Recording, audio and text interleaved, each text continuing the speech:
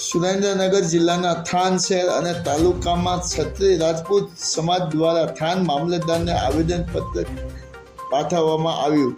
મોટી સંખ્યામાં ક્ષત્રિય સમાજના લોકો દ્વારા આવેદનપત્ર આપીને મૌખિક રજૂઆત કરવામાં આવી કે પરસોત્તમ રૂપાલાની ટિકિટ રદ કરવામાં આવે અને યોગ્ય કાર્યવાહી કરવામાં આવે. થાન અને શહેર તાલુકાના ક્ષત્રિય રાજપૂત સમાજના ભાઈઓ દ્વારા પરસોત્તમ રૂપાલાનું પુતળા દહન પણ કરવામાં આવ્યું છે.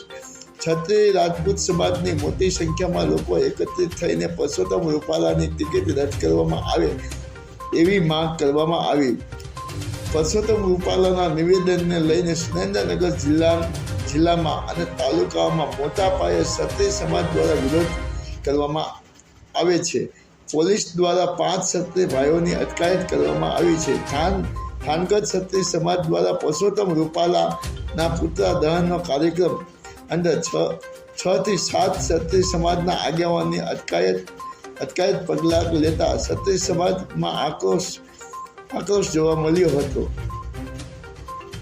થાનગઢ ક્ષત્રિય સમાજ દ્વારા પરસોત્તમ રૂપાલાના વિરોધમાં આવેદનપત્ર પુતળા દહન કાર્યક્રમ થાનગઢ પોલીસ દ્વારા સમાજના 5 યુવાનોને સત્યપાલસિંહ ઝાલા અને રાજપૂત કરણી સેનાના સુરનગર જિલ્લા પૃથ્વીરાજસિંહ પરમાર અને રાજપૂત કરણી સેના થાનગઢ તાલુકાના જગદીશસિંહ ઝાલા અને વિજયસિંહ જાડેજા બિજરાજસિંહ ગોહિલની થાન પોલીસ દ્વારા અટકાયત કરવામાં આવી હતી. માયાજાન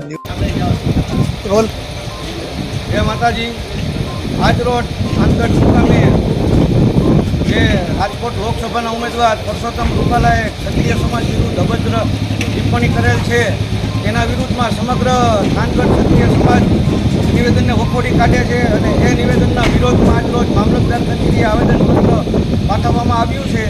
તો ત્યારે પક્ષને અને ચૂંટણી પંચને કહેવામાં આવે છે કે આજે જો આ પરસોત્તમ રૂપાલાની ટિકિટ રદ નહીં થાય તો ક્ષત્રિય સમાજ દરેક જગ્યાએ મતદાનનો બહિષ્કાર કરશે અથવા તો ભાજપ વિરુદ્ધ મતદાન કરશે એવી ચીમકી સાથે. જય માતાજી. પરસોત્તમ રૂપાલાની ટિકિટ રદ કરો. પરસોત્તમ રૂપાલાની ટિકિટ રદ કરો.